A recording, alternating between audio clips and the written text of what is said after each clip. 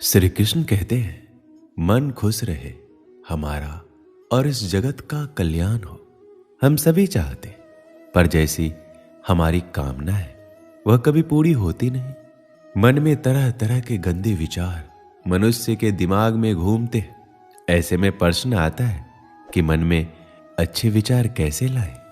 विचार उठते हैं मन से, इसलिए मन क्या है यह हमें पता होना चाहिए। इसके बाद ही हम गंदे और अच्छे विचारों के खेल को समझ सकते। देखिए, मनुष्य का जीवन विचारों से ही तो है। किसी के मन में विचार आता है खुद को और इस दुनिया को बेहतर बनाने का, तो किसी को आत्महत्या का विचार आता है। इन विचारों से परेशान होने से पूर्व हमें समझना होगा कि आखिर मन में विचार कैसे आते हैं, मन में विचारों की उत्पत्ति कैसे होती है। मनुष्य को अपनी स्थिति के अनुरूप ही विचार आते हैं। मनुष्य की हालत यदि मजबूरी की है तो उसके कर्म भी मजबूरी में होंगे। यदि हालात बुरे हैं तो विचार भी बुरे ही आते हैं। इसलिए विचारों का आना आपके हालातों पर निर्भर करता है। सोचिए, आज परीक्षा है और आपने पूरी तैयारी कर ली है, तो क्या आपके मन में फेल होने के विचार आएंगे? बिल्कुल नहीं। लेकिन परीक्षा आज है और साल भर आपने सिर्फ मस्ती किया है, तो निश्चित है कि दिमाग में विचार भी फेल होने के ही घूमेंगे। तो अधिकांश मामलों में ये उसका खुद का चुनाव होता है। आप परीक्षा के लिए पढ़ाई करें या ना करें, यह आपका चुनाव है। इसलिए अगर आपका चुनाव ही गलत है तो फिर विचार गलत ही होंगे। इसलिए देखा होगा, प्रायः लोग जिस काम में लगे रहते उस काम में भी बुरे विचार उनके दिमाग में छाए रहते। और इसका यह अर्थ कतई नहीं कि मनुष्य के विचारों का आना गलत है। मन में अच्छे विचारों का आना कोई अकस्मात स्थिति नहीं होती। कभी ऐसा नहीं होगा कि आप सुबह उठें और आपके मन में खुद को बदलने का विचार आ जाए और आपकी सभी गंदी आदतें छूट जाए और आप अपने सभी दुखों से आजादी पा लें। ऐसा नहीं होगा। मन में अच्छी सोच लाना इतना भी मुश्किल नहीं है। अगर आपका कोई साथी है तो आपको किसी भी चीज को लेकर भड़का रहा है या बुरा सोच लाने के लिए प्रेरित कर रहा है, तो उससे आपको अलग रहना है। ऐसे लोगों से जितना जल्दी हो सके दूरी बना लीजिए और खुद को व्यस्त रखने की कोशिश कीजिए। जरूरी नहीं कि काम करके ही खुद को व्यस्त रखा जा सकता है। आप चाहें तो खुद को व्यस्त रखने के लिए अपने पसंद का काम भी कर सकते हैं।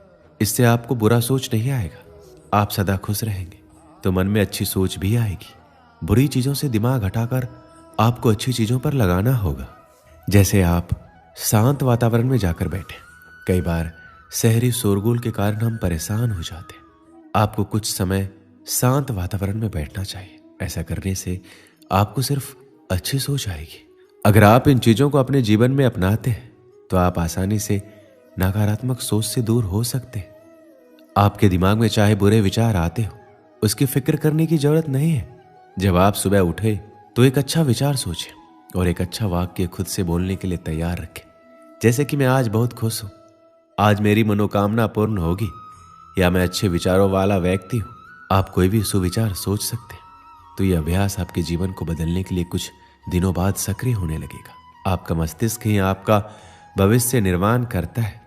जब भी आप बिस्तर पर सोने जाएं तो इस बात का ध्यान रखें कि आप क्या सोचते हुए सो रहे हैं। यदि नकारात्मक विचार है तो उसकी जगह अपने और अपने परिवार के लिए कुछ अच्छा सोचकर सोएं या अपने इष्ट देव के नाम का जप करते हुए सो जाएं। आपका अंतिम विचार ही पूरी रात आपके दिमाग में चलता रहता है, जिसका आपको पता नहीं चलता है।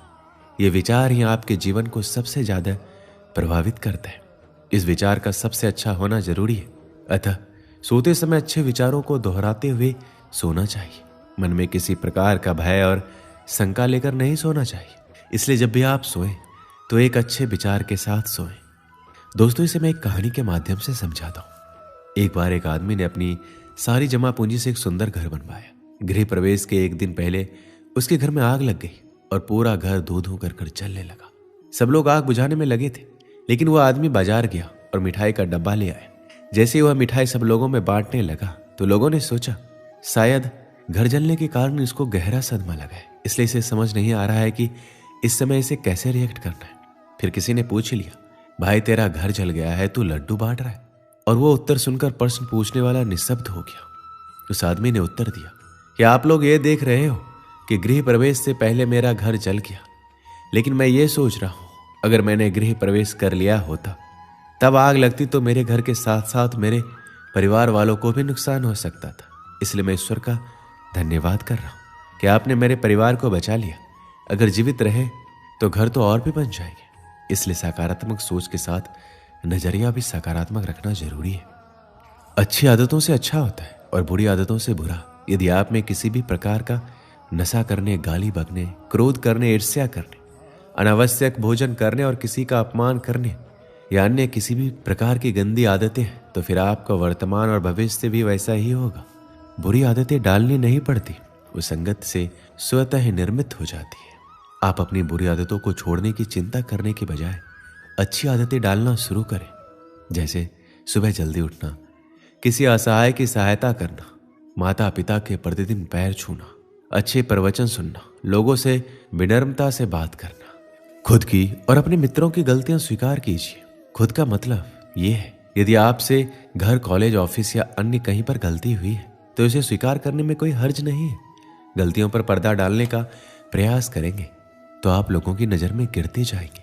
काम करने वाले इंसान से गलतियां होती है, ये कोई बड़ा अपराध नहीं है, लेकिन इसे स्वीकार नहीं करना अपराध होता है।